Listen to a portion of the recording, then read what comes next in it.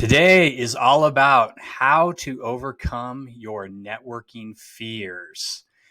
I ask all my new subscribers to tell me what they're struggling with when it comes to networking. And one thing I hear a lot in those emails is, how do I get past my fears? How do I overcome the challenges that I make up for myself in my mind? And a lot of this is self-imposed sort of mental blocks that we put in our own way, our own self-limiting beliefs.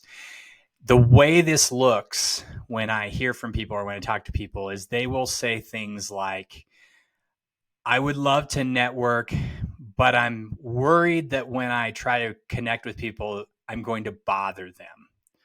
Or I know I need to network, but I feel awkward because I hate asking people for things. Or I know I need to network, but sometimes people don't respond, and then I take it personally and it stops me from networking. These are all statements that people have made to me about why they don't network or why they start networking and they stop. And it really comes down to they're just getting in their own way, because we all want to be accepted. Nobody wants to get rejected. We're all afraid of rejection on some level, and that's just people. And we all think that everybody else really, really cares about us. And when I say that, what I mean is we think that everybody's looking at us and paying attention to us. And the reality is most people are so focused on their own problems and struggles, they're not looking at us at all. But we tend to use what's called the spotlight effect, where we think the spotlight is on us and everybody's paying attention to us. The reality is nobody cares what you're doing. So if you go into it with that thinking that most people that you reach out to when you network are probably not thinking about you at all. Now, I certainly don't mean that as a way to dissuade you from networking. What I'm trying to say is, don't get so wrapped up in all the things that could go wrong, or the rejection, or the, people not paying attention to you, that you don't network. Okay. So I just want to be clear about that. I'm saying that most people are focused on themselves as a statement of reality. And when you understand that, it will help you probably get over your anxieties about networking a little bit. Because again, we're talking about how to get over your networking fears, because your fears are keeping you from reaching out to people. And when you don't reach out to people, you can't network. A couple other things that will help with this. And this is what I call the golden rule of networking. The golden rule of networking is the same as the golden rule of life. The golden rule of life is universal, I'll say. Most world religions, most faiths, most ethics systems, most value systems operate on the principle of you should treat others the way you would want to be treated, or do unto others as they would do unto you. However you phrase it, the point is what you would want to have happen to you is how you should treat other people. And the way it works in networking is we're going to flip it around and maybe make it a little simpler, which is put yourself in the other person's shoes. And what I mean by that is, when you're worried about reaching out to somebody or connecting somebody in your networking, think about what it would be like if you were the person that you were reaching out to. If you think, I have this former colleague, I have this friend that I used to work with, and I haven't talked to them for a couple years. I'm worried about sending them a note or a message to reconnect, because I think they're going to probably think, well, why are you reaching out to me? You haven't talked to me in years. And that's the part that stops us. What we should be thinking is, if you were someone who received a note or a message, an email, a LinkedIn message from somebody you hadn't worked with in a couple years that asked you how you were doing and asked what was going on in your life, how would you react? Most people would say, I would love that. I would love it if somebody asked me if we got back in touch. You know why I would love it? Because I haven't talked to that person. I was thinking about getting in touch with them anyway.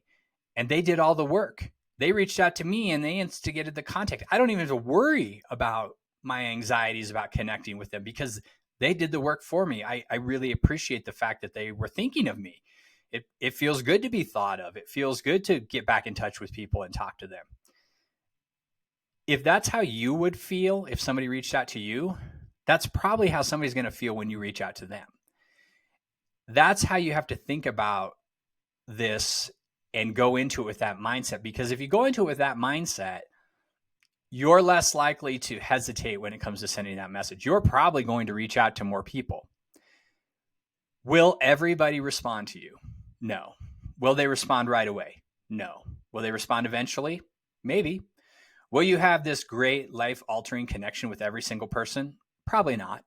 But will you make enough connections to really start networking, building deeper professional relationships, and finding new opportunities? Yeah. If you do this enough, if you go through this and you genuinely connect with people and start talking to them, good opportunities are going to come up. And so going back to the golden rule of networking, that's really how to think of all of this, right? Now, if you are thinking, I need to reach out to somebody for help with something, think about if somebody reached out to help you. What would make you want to help somebody else if they reached out to you? Would you be happier helping someone who said, hey, would love to talk to you, get to back in touch, would catch up, have a conversation, you kind of understand what they're working on, and maybe they say, hey, I've got some ideas for you, I would love to help you with this. If they say that to you, aren't you going to be like, I would love to help you out? If somebody's already helped you, aren't you more likely to help them? So again, shoe on the other foot, right? Or put yourself in the other person's position, right? If that's how you would feel, then when you go into this, think, what can I give to somebody else when I'm having these conversations, or what insight or what assistance or just what sort of support can I give to this other person? And then they're much more likely to want to help you. And this is a mindset. If you can get this mindset right, all your fears and anxieties about networking are probably going to go away. Now, you may still have fears of going to networking events and being in crowds of people and those kind of things. And that's probably a different topic, which there are ways to deal with networking events and groups, especially if you're very introverted and don't like groups of people. What I'm talking about is this common theme I hear of people saying, I want to do it, but I just feel like I'm imposing on people. I'm taking advantage of their time. And again, great that you're aware of that, and great that you're trying to be respectful of everybody's time. And at the same time, there are ways to deal with that, which is, again, going back to this sort of golden rule of networking. Think about what would work for you or what would get you to respond, and then tailor your message or your approach appropriately. Because probably what's going to work for you, if somebody were to contact you, is going to work for most people. Not everybody, but most people. Most people are pretty open. They're going to talk to somebody they already know, and they're going to be willing to help. But I say all these things, none of this stuff is 100%. And so some people will send me notes and say, I've reached out to people, I've sent them connection requests, I've sent them notes, I've sent them all these things, and they haven't responded. Okay, I understand that. I get that. That can feel bad. It feels like you're wasting your time. On some level, this is a long game. I don't want to call it a numbers game because that makes it sound salesy, but it's something that you're going to have to do and connect with more than a handful of people. And as I said, sometimes people just don't get back to you for a while because they're busy, and they, they'll connect later, they'll respond later. You may have forgotten you even sent them a note and they respond. So don't give up. I would say if you're reaching out to people and they're not responding, think about what you asked for. Think about what you were looking for. Think about your approach. Is there anything you could have done maybe differently? And then adjust your approach from there. And keep going. Keep finding people that you used to work with, former colleagues, friends, people you know from your past. Keep reaching out from them. Keep working on this and practicing until you find sort of your groove or your way to really connect with people. So just to review, whenever you run into fears about networking, the way to get over those fears is to think about putting yourself in the other person's position. What would work for you? And then try to use that to change your mind and get past those fears. It's really not as scary as it sounds. Most people in your life that you're going to reach out to are going to be more than happy to hear from you. They're going to want to find out what's going on with you. They're going to want to connect, catch up. Not everybody, but most people. Use that approach, use that mindset. Go out, try to meet some new people. Have a great week this week. I hope you meet somebody new. As always, if you have questions, leave them in the comments. Subscribe to this channel, subscribe to the newsletter, subscribe to the podcast. I'm here to teach you to be a better networker. And the only way I can do that is if I hear what it is you're struggling with. So please share the struggles with me, share the successes with me. I would love to hear about all of those. That's why I'm here. Have a great week. Go out and meet some interesting people.